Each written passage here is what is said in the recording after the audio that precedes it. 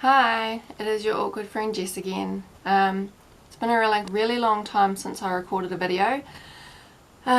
Study, life, yeah, that's about it. Study and life and real world stuff. I will put up a whole bunch of before and afters throughout this, so you're not just looking at my face the whole time. There's not been a heap to update. Obviously I look quite a lot different. I think maybe I was 4 months post-op when I was last able to record, and I'm now 9 months. I've lost 60 odd kgs from my highest weight. I have now officially hit my surgeon's goal, well the original goal that he set me, which was 90 kgs, that's what I have now hit. But he said that I'd probably get somewhere in the 80s, so that's where I'm now kind of aiming. Everything has definitely slowed down a lot now. I was a very fast loser. I think it also helped the fact that I was exercising. I'm not exercising at the moment because of placement and then lockdown and the different levels that we're experiencing at the moment, so I'm just trying to figure out how the gym's going to look because I've had to change gyms. But hopefully once we hit level 1 I can go back and do more lifting, get stronger, because I've lost heaps and heaps and heaps of muscle. The body doesn't discriminate if it's eating away fat or muscle. It's going to do whatever's the easiest source of energy. So I've lost a lot of muscle in the process, so I want to get all of that back, which will be good. So yeah, I was discharged from the surgeon. He was really happy with all of my progress, happy to put me off into GP care. I now have to have blood tests once a year in order to check all my vitamins and minerals, all my nutrients, make sure that I have the right levels, because I no longer get enough from food.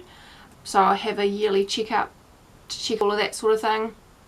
I don't even remember what I talked to the dietitian about last, it was so long ago, but I've got one more dietitian appointment at the end of the year, which will be close to 1 year post-op. What else? I went to a seminar which was to do with all the head stuff and how weight loss works after surgery within the first year.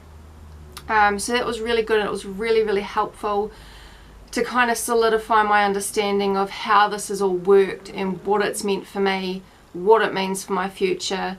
Basically what I learnt is that in the very first year 80% of what you lose is surgery, only 20% is what you do, and in the second year 20% is the surgery and 80% is what you do, and then in the third year 100% is what you do. And that's why it's so important to really think about the head stuff when it comes to weight loss surgery, because getting the surgery is only the first part of it. There's so much more to it, and the longer I've gone post-op, the more I've learnt, which has been really good, just because I'm a giant nerd and I love learning this stuff. But I've also really learnt a lot about myself, what triggers me, where my emotions sit, and a lot about my mindless habits and things like that. So part of the package with going private was that I get some sessions with this bariatric nurse. I've had one session with her and it's all to do with the head stuff, and it was right after our most recent lockdown, and it was so informative and it was so helpful. I had stalled for about a month. I was like 1 kg away from hitting that 90 kg goal, and I stalled for like a month because of lockdown and not knowing what was happening with my placement and study, and trying to study from home with a child in the house again, and it was just crazy. And it was just really opened my eyes up to my mindless habits and the habits that I revert back to in times of stress and uncertainty. So that was really helpful to talk to her, and then to be able to analyse where I'm sitting with the head stuff. And just by talking to her I knew exactly what had happened, why it had happened, and what I could do to change it. So I already had all the answers myself. It was really just a matter of talking to someone and figuring it out and just voicing what I already knew. And a lot of it for me is meal prepping. I have to meal prep my week, or else I snack and I graze. And it's not necessarily bad food, but it doesn't work well for my body. I need, well, without gym days, I need 3 meals a day, and 3 proper meals a day, and then maybe a muesli bar. So that was really a big learning curve for me. But I also found it really positive because it really helped to affirm to me that I know what I'm doing with this, and I can make this sustainable, and I can keep this going for the rest of my life, because that's the goal. To keep what has happened working for the rest of my life, because there's no point in doing this if I'm not going to keep doing it. So it was really nice to hear that I am doing the right thing and I know what I'm doing, and that it's okay to fall backwards, and it's okay to fall back into mindless habits in times of stress, as long as when that period is over I reset and I'm like, okay, this is what's happened, it's not been ideal, what can I do to change it now? And that's been really, really amazing, because I don't want to be on a diet for the rest of my life. I want to live my life. If I want to have a ginger nut with a cup of tea, I don't want to spend the next week beating myself because I ate a ginger nut. That's not living. So it's been, yeah, I've had one session with this lady and it was so powerful. And for anyone who's looking into doing weight loss surgery or is interested in the head stuff of weight loss surgery, it's so important to talk to these people and understand this stuff, because that's what makes this last. That's what set you up for a lifetime, is knowing this stuff. So that's been that's pretty much been it, I think. I can go into a store and buy clothes and I don't have to worry about what fits. I can run around after my son. I'm cold all the time, and even with the weather getting warmer, I'm still cold all the time, but that's normal, and that's probably never going to go away.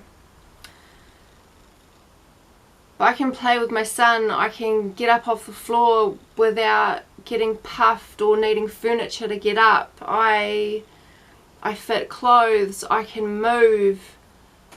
I don't creak and groan every time I just try and do the smallest thing. Yeah, it's crazy, the changes that have happened. I don't know if I'm more confident.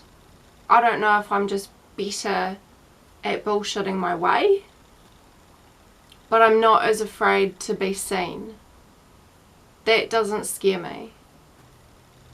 And it's hard because I was never really afraid of being seen. I'm used to looking different and people looking at me and stuff like that, but that doesn't necessarily mean that I was comfortable with the attention that I got. I don't mind. I like looking weird. I like dressing weird. I like doing weird things. I'm just a weird person. But when it got to a point where people were looking at me because of how big I was, that's when I couldn't deal with being seen, and I found that really hard to cope with. So I'm a lot happier. I'm a lot more settled within myself. I don't know if I'm more confident or if I'm just really good at talking shit and convincing other people I'm confident. But I'm not afraid to go into a supermarket. I'm not afraid to go to the park with my son. I'm not afraid to be out in public and be seen, and that was a really big thing for a long time, was that I didn't like, I couldn't handle people looking at me and being around me, because I couldn't stand anything about myself, and that's changed, and that's a really positive change. The last thing would be loose skin. I have a lot of loose skin. That was always going to happen. I was quite accepting of the fact that I would end up with a lot of loose skin. It's quite wrinkly now and funny looking, and it's taken a lot to just accept that that's what my body looks like now. I don't really connect with my body because I'm so used to having this fat body that being in a body which is for me so thin, I'm not used to it. I find it hard to connect my head to the image that I see in a mirror or a photo and stuff like that, because to me it doesn't quite seem real. I kind of remove myself from it because it doesn't seem real. And that will take time.